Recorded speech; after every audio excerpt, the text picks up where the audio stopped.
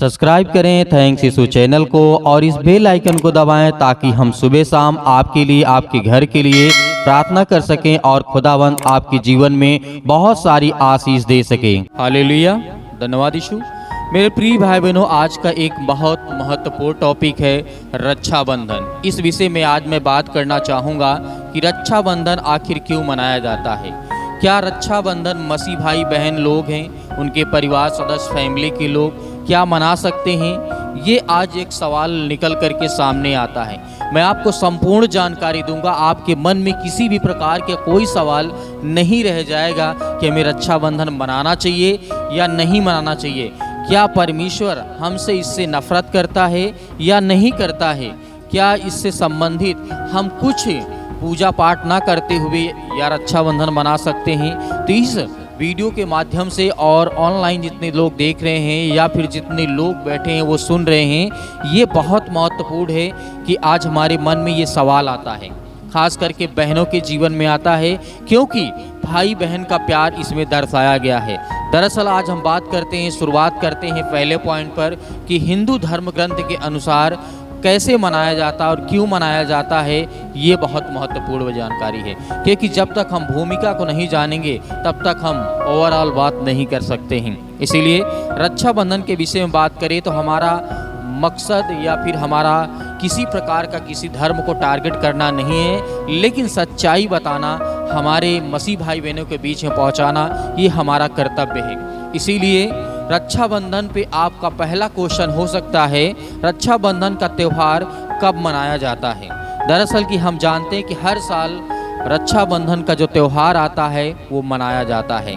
दरअसल अब बात करें कि कब मनाया जाता है, इस श्रावण का जो माह काल आता है, महीना आता है, पूर्णिमा के दिन मनाया जाता है। दरअसल ये अगस्त में ही पड़ता है जहाँ तक मेरी उम्मीद है। तो अगस्त में ये त्यौहार आने वाला है। तो अब बहुत सारी मेरी बहनें हैं जो यीशु मसीह को मानते हैं, दिल से मानते हैं और परमेश्वर उनके जीवन में काम भी किया, बहुत बड़ी बड़ी आशीषें भी दी। तो इसलिए उनके मन में कन्फ्यूजन है, बहुत लोगों के मन में कन्फ्यूजन है, तो आज वो क्लियर हो जाएगा और दूर हो जाएगा। लेकिन इस वीडियो को आपको अंतिम तक देखना है और ज़्यादा से ज़्यादा लोगों तक पहुंचाना है। जितने लोग ऑनलाइन देख रहे हैं, शेयर करना है, लाइक करना है, कमेंट करना है, ताकि और ज़्यादा से ज़्यादा लोगों तक ये संदेश को पहुँचाया जा सके। तो चलिए बात करते हैं। जैसे मैंने बताया आपको, पूर्णिमा के दिन ये मनाया जाता है। रक्षाबंधन हिंदुओं का बहुत महत्वपूर्ण पर्व है। पर्व का मतलब त्यौहार होता है, जो भारत के कई हिस्सों में मनाया जाता है।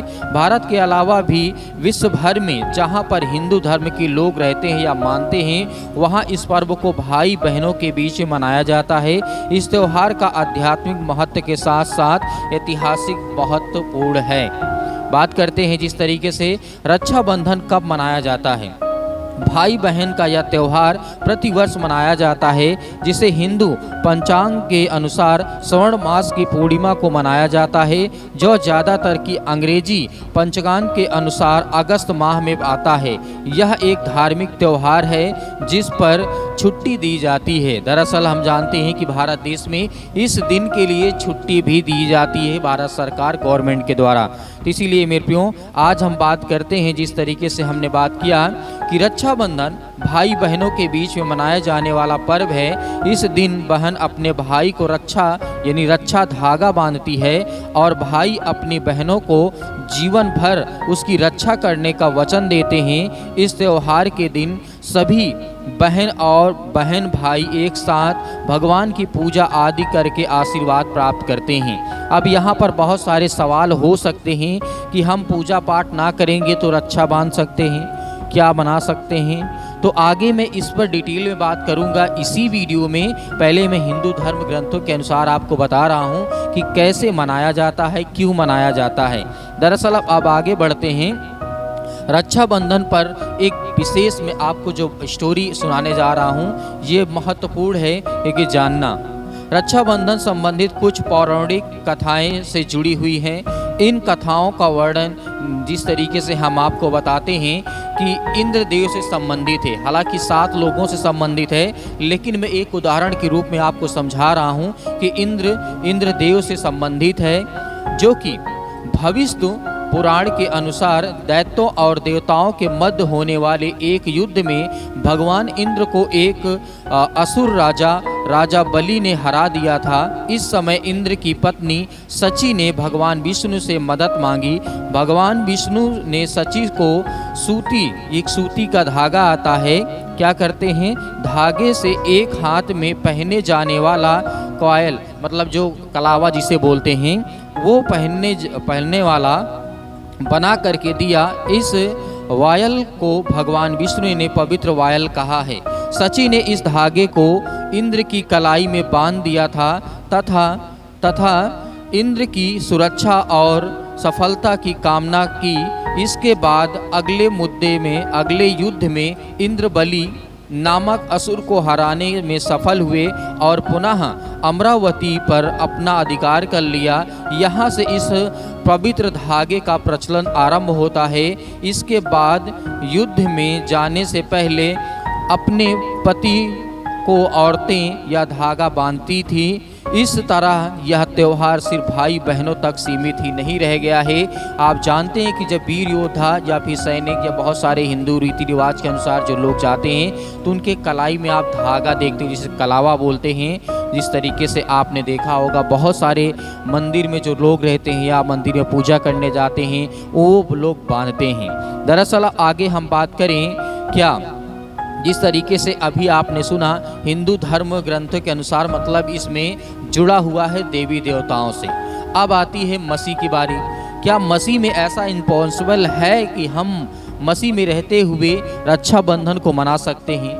क्योंकि एक बहुत महत्वपूर्ण बात हो जाती है, जब एक मसीह सच्चे दिल से प्रभु यीशु मसीह की प्रार्थना करता है और उसके वचनों पर चलने की कोशिश करता है तो उसके मन में कहीं न कहीं ये सवाल जरूर आता है, क्या हमें मनाना चाहिए रक्षाबंधन या फिर नहीं मनाना चाहिए? तो मैं आपको बताता हूँ कि क्या आपको मनाना चाहिए या नहीं मनाना चाहिए। मसीह को क्यों नहीं रक्षाबंधन मनाना चाहिए? मसीह में रक्षाबंधन का त्यौहार क्या आप मना सकते हैं या नहीं? रक्षाबंधन यह भारत के हिंदू धर्म के अनुसार मनाए जाने वाला एक त्यौहार है जो प्रतिवर्ष मनाया जाता है। अब मैं बाइबल की बात कर रहा हूँ, प्रभु यीशु मसीह की बात कर रहा हूँ और परमेश्वर की बात कर रहा हूँ। तो मेरे प्रियो, जिस तरीके से हम बात करें, लेकिन यह जानकारी होना जरूरी है कि क्यों और किस मान्यता के कारण यह मनाया जाता है। दरअसल जैसे आपको मैंने पहले बताया कि हिंदू धर्म ग्रंथों के अनुसार मनाया जाता है। अब पहला पॉइंट हम यहाँ पे बात करें, डिस्कस करें, क्या मसीहत में यह शिक्षा नहीं पाई जाती कि जो पहली आज्ञा है कि तू मुझे छोड़ दूसरों को ईश्वर करके ना मानना। ये बाइबल का पहला वचन है जो मैं आपको बता रहा हूँ, तू मुझे छोड़ दूसरों की ईश्वर करके तू नहीं मानना। यहाँ पे लिखा है तू मुझे छोड़ करके दूसरों को ईश्वर नहीं मान सकता। यदि आप मसीह में हैं, आप बाइबल को पढ़ते हैं, आप परमेश्वर के वचनों को पढ़ते हैं, तो इसीलिए मेरे प्रियो, फिर आगे जब हम बात करते हैं, फिर क्या आप अन्य धर्मों के लेखन में सहमत हैं? जबकि आप यह भली भांति जानते हैं कि रक्षाबंधन का त्यौहार श्रावण मास की पूर्णिमा को मनाया जाता है। उत्तरी भारत में यह त्यौहार भाई बहन के रक्षा में समर्पित है और इस त्यौहार का प्रचलन सदियों पुराना है। जिस तरीके से आपको मैंने अभी बताया, इस दिन बहन अपने भाई की कलाई पर राखी बांधती है और भाई अपनी बहन की रक्षा करने के लिए संकल्प लेते हैं। तो इसमें मुझे कोई दिक्कत नहीं है भाई या भाई बहन के प्यार से या रक्षाबंधन से, लेकिन मानता क्या है, किस कहाँ से निकला है, ये बहुत ज़रूरी है। जिस तरीके से हम बात करें, कहाँ है आपका भरोसा, हमारा भरोसा? क्योंकि जब दूसरे पॉइंट पे मैं बात करना चाहूँ, क्या मसीहों ने यह शिक्षा नहीं पाई है कि अपना भरोसा मनुष्यों पर ना रखें? परमेश्वर ने क्या कहा था? जो मसीह लोग हैं, यह शिक्षा उनको नहीं दी गई क्या कि वो मनुष्य पर भरोसा ना रखें? ये बाइबल हमें बताती है। और जिस तरीके से खास करके जब आप यह भली भांति जानते हैं कि अपना भरोसा केवल अपने जीवते परमेश्वर पिता पर रखना है, हालेलुया। तो मेरे प्रिय भाई बहनों, हम किस परमेश्वर की आराधना करते हैं, किस परमेश्वर की उपासना करते हैं? जीवते परमेश्वर की उपासना करते हैं। इसीलिए परमेश्वर की बातों को ध्यान में रखते हुए आपको सुनना है, खास करके जब हम इस बात को भली भांति जानते हैं कि हमारा जीविता परमेश्वर यानी जीवित परमेश्वर है, जिसकी हम आराधना करते हैं, स्तुति करते हैं। जैसा लिखा है, जैसा बाइबल में लिखा है, यहोवा मेरा चरवाहा है। यहाँ पे राजा दाऊद ने कहा था, यहोवा मेरा चरवाहा है, वह मेरा शरण स्थान और गढ़ है, ऊंचा गढ़ है। लेकिन यह प्रश्न है कि कौन आपकी रक्षा करता है, जीवनों में जिस तरीके से श्वास कौन देता है। आज हमारी रक्षा कौन करता है? परमेश्वर करता है। हमें जीवन जीने के लिए श्वास कौन देता है? परमेश्वर देता है। तो इसीलिए आगे जब बात करें, कुछ मसीहों का कहना है और सोचना भी है, यह तो प्रेम का प्रतीक है, इसलिए यह हम सब त्योहार मनाया करते हैं। बहुत सारे मेरे मसीह भाई बहन ऐसे लोग हैं जो कहते हैं यह तो एक, जिस तरीके से बात करें कि एक प्रेम है, मसीह मतलब भाई बहनों के बीच का प्रेम है, इसीलिए मनाना चाहिए। लेकिन दरअसल मैं आपको आगे बताऊं तो जिस तरीके से परमेश्वर का वचन कहता है, जब अन्य कोई बात हो तो मसीहत की, तब हम कट्टरपंथी मसीह में बन जाते हैं।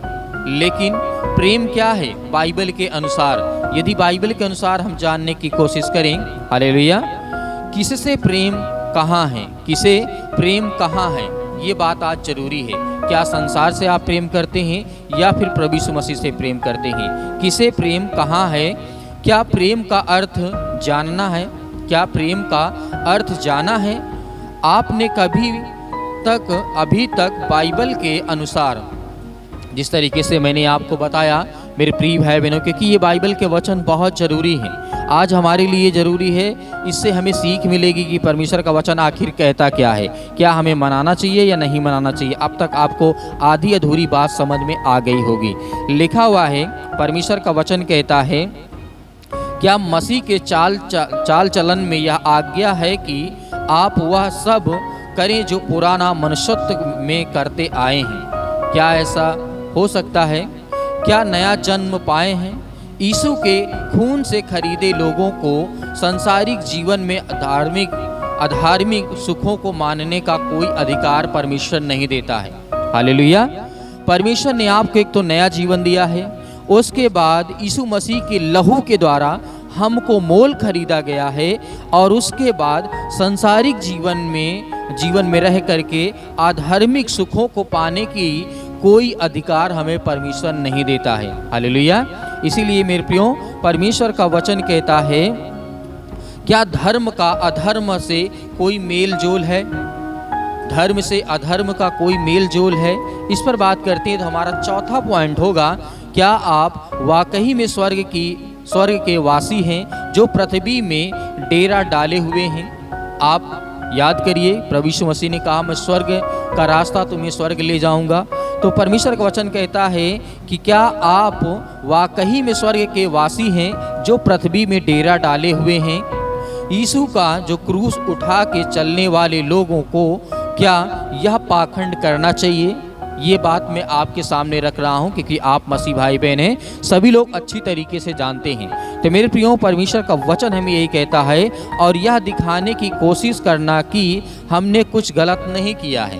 पहले बात तो आप जिस तरीके से बात करते हैं स्वर्ग के लिए और पृथ्वी में हम लोग रहते हैं इस समय, तो हम परमेश्वर से यही प्रार्थना करते हैं कि परमेश्वर हमें वो जीवन, वो श्वास, वो जिंदगी दे जो हमें परमेश्वर आज की ज़िंदगी नहीं, जो आने वाली अनंत ज़िंदगी है, वो स्वर्ग का रास्ता है वहाँ पर।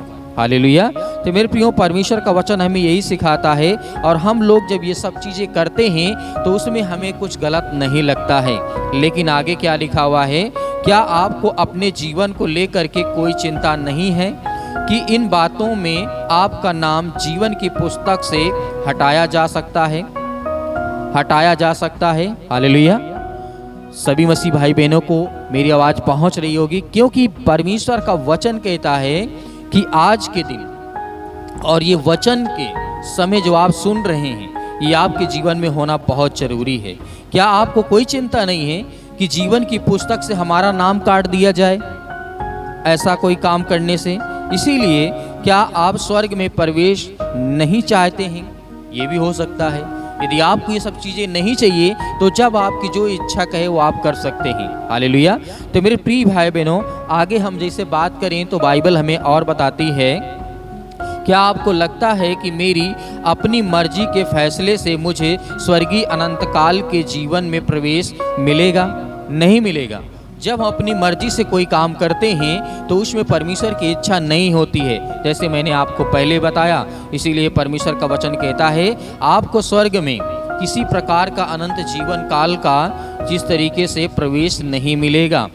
आप विचार करें कि क्या यह रक्षा बंधन आप जो भी हैं, आप जो भी करते हैं या जो भी अपने मन में सोचते हैं, जैसे भी विचारों में मानते हैं, क्या आप इसके इन क्रियाओं से यीशु मसीह को प्रसन्न कर सकते हैं? क्या यीशु मसीह प्रसन्न होगा? या आप रक्षाबंधन मनाते हैं या आप कुछ भी करते हैं, इस तरीके से बात करें, क्या आप नहीं जानते आप परमेश्वर जो हमारा परमेश्वर है, हम सभी मसीह भाई बहनों का, आपका, हमारा सभी मसीह भाई बहनों का जो परमेश्वर है वो जलन रखने वाला परमेश्वर है। कौन है? जलन रखने वाला परमेश्वर, जिससे बहुत सारी बाइबल की घटनाओं को आपने देखा होगा। परमेश्वर ने वहाँ पे क्रोध किया, इसीलिए आपको ऐसा नहीं करना है कि परमेश्वर आपसे क्रोध रखे और परमेश्वर के अंदर जलन हो। हालेलुया। क्या हम सभी लोग ये भी नहीं जानते हैं कि आपका परमेश्वर जो जीवित है, हमारा सभी मसीह भाई बहनों का क्या है? परमेश्वर जीवित है और वह नहीं चाहता कि उसके लोग कोई एक भी गलती करें, चाहे वह अज्ञानता से हो, अज्ञानता से क्यों ना हो, चाहे जिन बातों को आज्ञा ना हो नहीं है, उन सब को करना क्या पाप नहीं है? चाहे अनजाने में गलती हो गई हो या कैसे भी हो, वो एक पाप है। हालेलुया। तो मेरे प्रियो, परमेश्वर का वचन आज हम ये कहता है, क्या वचनों में नहीं लिखा है कि परमेश्वर कहता है मेरे ज्ञान के ना होने से मेरी प्रजा नाश हो गई है। हालेलुया। परमेश्वर का वचन यहाँ पे क्या कहता है? मेरा ज्ञान ना होने के कारण मेरी प्रजा नाश हो गई है। हालेलुया। मेरे प्रिय भाई बहनों, जैसे आज हम इस बात को जानते हैं कि परमेश्वर हमें क्या करता है, साफ तरीके से मना करता है, बिल्कुल क्लियर करता है, क्योंकि परमेश्वर का वचन कहता है मेरी जो आज्ञा है, जो मेरा वचन है, जो मेरा ज्ञान है, मेरी प्रजा में ना होने के कारण वो आज सब नाश हो जा रहे हैं। आज वो सब उनके दुख में पड़े हैं, बीमारी में पड़े हैं, समस्याओं में पड़े हैं, बहुत सारी चीज़ों में पड़े हैं। तो परमेश्वर का वचन आगे क्या कहता है? क्या आप नहीं जानते हैं जीवते परमेश्वर के हाथों में पड़ना एक भयानक बात है? हालेलुया। इसीलिए परमेश्वर आज आपके जीवन में परमेश्वर कार्य करेगा और पूरा करेगा संपूर्ण मन से। यदि आप विश्वास रख के परमेश्वर के राज्य में चलते हैं तो आपको परमेश्वर बहुत आय से आशीष देगा। इसीलिए आप चाहे कोई भी बातें रख लें, कोई भी दलीलें रख लें कि नहीं हम तो भाई बहन के प्यार के वजह से रक्षा बांधते हैं, ऐसा नहीं, हम देवी देवताओं की पूजा नहीं करते हैं, तो इसका मतलब ये नहीं है मेरे प्रियो। परमेश्वर ने स्पष्ट किया है, यदि आप ऐसा कोई कार्य करते हैं तो मैंने जो आपको वचन बताए, जो मैंने आपको बातें बताई, वो आपको देखने और सुनने में और समझ में आया होगा। और परमेश्वर का वचन, बहुत सारे लोग होंगे जो आज दलीलें देंगे, अरे कुछ नहीं होता है, रक्षाबंधन में क्या होता है, कुछ नहीं होता है, करना चाहिए, ये है वो है। लेकिन बाइबल क्या कहती है, जो मैंने आपको स्पष्ट रूप से अभी बताया, लेकिन कुछ अंश है, कुछ बातें ऐसी हैं जो और जानना आपके लिए अत्यंत जरूरी है। लेकिन यह बात याद रखें कि परमेश्वर पिता के निकट यह सब अधर्म है और कोई अधर्मियों का प्रवेश स्वर्ग में संभव नहीं है। हालेलुया। ये लाइन याद रखिएगा, और पिछला याद हो या न याद हो, लेकिन यह बात याद रखें कि परमेश्वर पिता के निकट यह सब अधर्म है। यदि आप परमेश्वर के निकट रह करके आप ये कार्य करते हैं किसी भी प्रकार का, तो परमेश्वर का वचन कहता है अधर्म है और कोई अपराध, जो अधर्मियों का प्रवेश स्वर्ग में संभव नहीं है, उसका मतलब स्वर्ग में प्रवेश नहीं होगा। हालेलुया। पिता के लहू और मांस की जिस तरीके हमने सहभागिता रखने वाले उसके चुने हुए लोगों को बड़ी गंभीरता से जीवन को इस संसार में व्यतीत करना है। हालेलुया। चाहे कुछ भी हो, जब यीशु को पहन लिया है तो फिर मुड़ करके वापसी जीवन जीने का क्या अर्थ है? हालेलुया। वापसी जीवन जीने का क्या अर्थ है? जब हमने प्रभु यीशु मसीह को पहन लिया, जो हमारा पुराना मनुष्य था उसको हमने उतार करके छोड़ दिया, जो हमारा चाल चलन था उसे हमने छोड़ दिया, उसे त्याग दिया, परमेश्वर के वचन को हमने विश्वास से ग्रहण किया, तो क्या हम फिर वहीं लौट जाएं? नहीं, क्योंकि मैं आपको जो बताता हूँ तो फिर हमें मुड़ करके वापसी जीवन जीने का कोई अधिकार नहीं है। वापसी का मतलब पीछे जो पिछला हमारा जीवन था, तो कोई उसका मतलब नहीं है, कोई उसका अर्थ नहीं है। लेकिन हम सभी को ये पता होना चाहिए कि इसलिए लिखा है कि सचेत रहो और हर एक दिन सचेत रहना है। हालेलुया। हमें क्या करना है? सचेत रहना है। अभी भी वक्त है कि विचार करें कि आप किसकी इच्छा से चलने वाले हैं या चलते हैं, और किसको प्रसन्न करना चाहते हैं, ये आपकी इच्छा पर डिपेंड करता है। आप परमेश्वर को प्रसन्न करना चाहते हैं या परमेश्वर को क्रोधित करना चाहते हैं, या परमेश्वर जो जलन रखने वाला परमेश्वर है उसको आप नाराज़ करना चाहते हैं, या फिर परमेश्वर को प्रसन्न करना चाहते हैं, ये आप पे डिपेंड करता है। तो मेरे प्रिय भाई बहनों, मैं इस संदेश के माध्यम से सभी मसीह भाई बहनों से आग्रह करूंगा, यदि आपके अंदर परमेश्वर का वचन है और संपूर्ण मन से यदि विश्वास रखते हैं, तो मैं कहता हूं कि आपके जीवन में इससे कहीं अधिक प्यार मिलेगा। आपको जीवन में बहुत सारी बरकतें मिलेंगी। इसीलिए मेरे प्रियो, इस वीडियो के माध्यम से और जितने लोग बैठे हैं सुन रहे हैं, इस चैनल के माध्यम से जो थैंक्स यीशु मिनिस्ट्री के माध्यम से आपको सीखने को मिला है, और आप परमेश्वर के वचन को ज़्यादा से ज़्यादा लोगों तक पहुंचाएं और ज़्यादा से ज़्यादा लाइक करें, कमेंट करें, शेयर करें, ताकि परमेश्वर हर एक मसीह भाई बहनों के जीवन में आशीषित करे और उन्हें भी ज्ञान मिले और उन्हें भी समझ में आए कि हमें क्या करना है, क्या नहीं करना है। तो परमेश्वर आपके परिवार को बहुत सारी आशीष दे। God bless you all of you. Thank you. आमीन।